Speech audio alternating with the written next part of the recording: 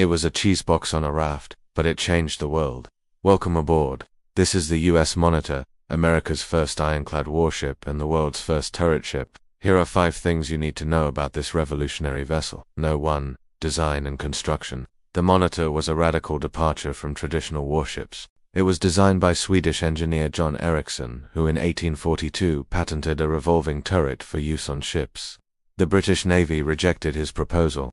But when Ericsson found himself persona non grata in the United States after a business deal gone bad in 1844, he seized the opportunity for revenge.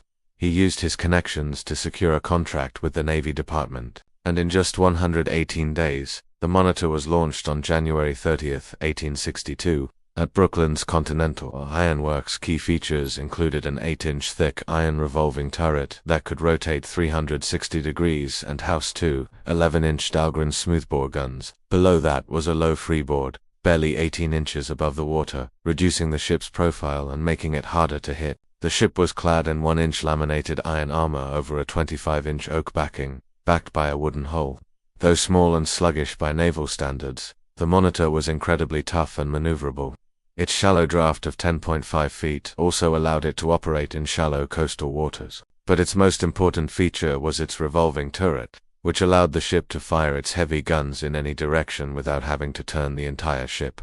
This was a major innovation in naval warfare and would have a profound impact on the outcome of the battle that followed.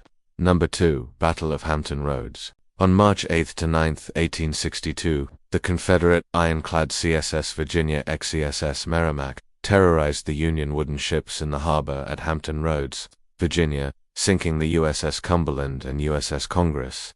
It was then that the Monitor arrived on the scene and anchored for 2 days. The Monitor and Virginia dueled, exchanging hundreds of cannon shots at point-blank range. Each ship was able to outmaneuver the other, firing broadside after broadside. By the second day, the battle had degenerated into an artillery duel with neither ship able to gain the upper hand.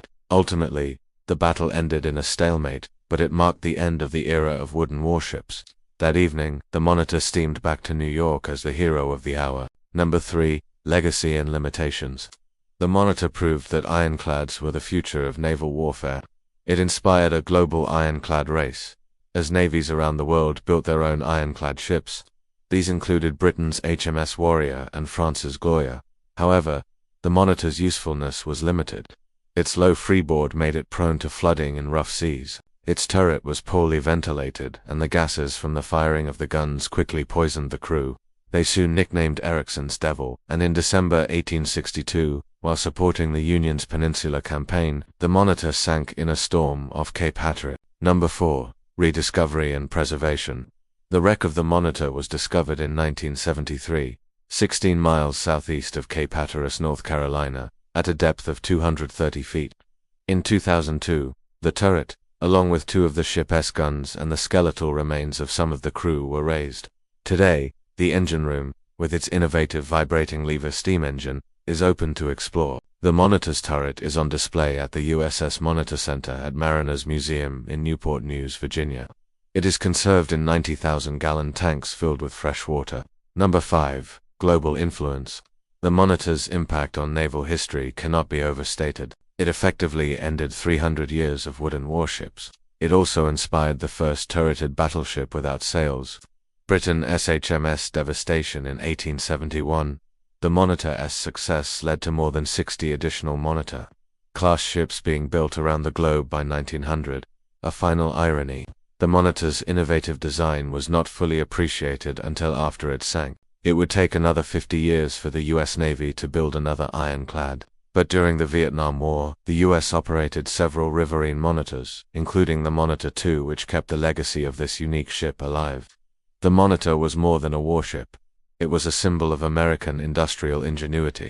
It showed that even a small nation like the United States could build a powerful navy. In the words of Gideon Welles, the U.S. Secretary of the Navy, the Monitor was as unwieldy as a waterlogged raft, but she saved the Union Navy. Thanks for watching.